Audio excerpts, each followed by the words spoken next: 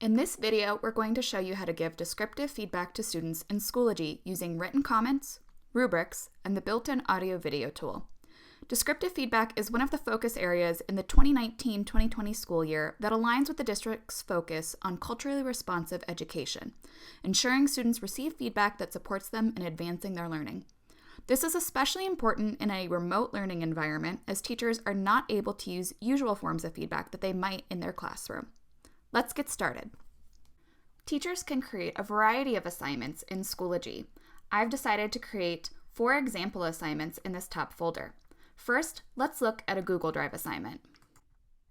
In a Google Drive assignment, I have a template document that allows each student to have their own copy made automatically.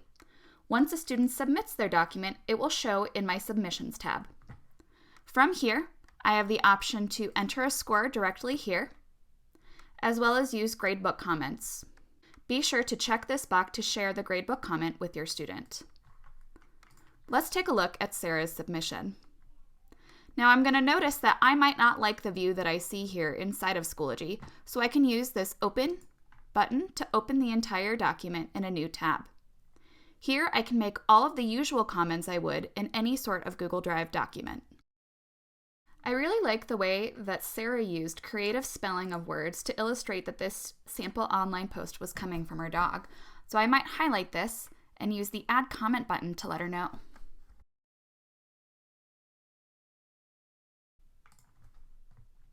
I think Sarah's done a great job illustrating how her dog Emmett would behave as a digital citizen.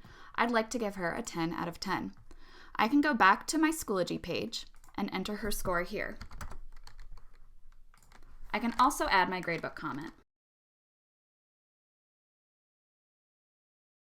Remember to check the box to share this gradebook comment with your student. Now before I click save, I might want to use this comment here over and over again with multiple students. I can tell that you really thought about how blank would behave online. So I'm going to go ahead and copy this and save it to a comment bank that I have saved as a teacher. I can always come back to this document, highlight the comment that I want to reuse, and copy it and paste it for other students. When you're done, click Save.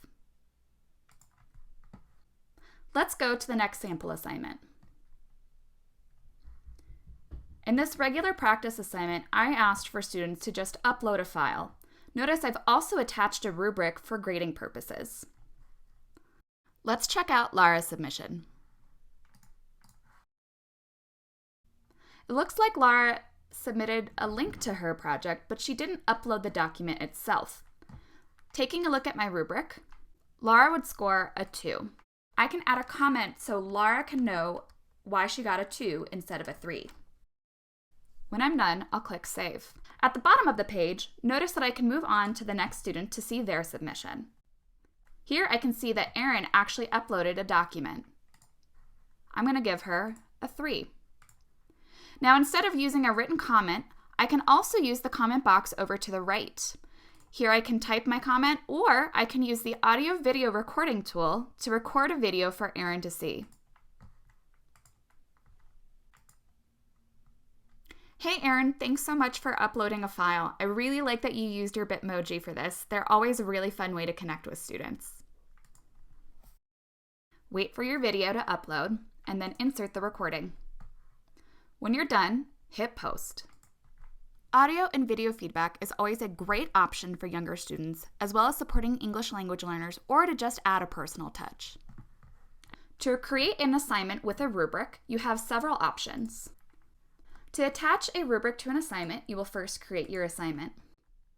You can then add your name, description, and then select from the scale rubric either a rubric that you have already loaded to your course, or you can create a new rubric in the assignment itself. You can add as many criteria as you would like. Many curriculum groups also have rubrics that you can copy to your course. For example, in the DPS 6th grade literacy curriculum group, I can go to the resources, and I'll see a folder that has 6th grade competencies and rubrics.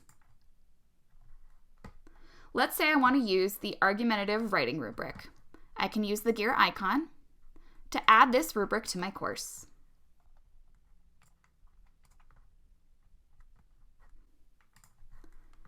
If I go to the Gradebook Setup tab in my course, I'll notice that this rubric now shows in my list of rubrics that I can add to assignments. When I create an assignment, that rubric will now appear in my drop-down menu to use.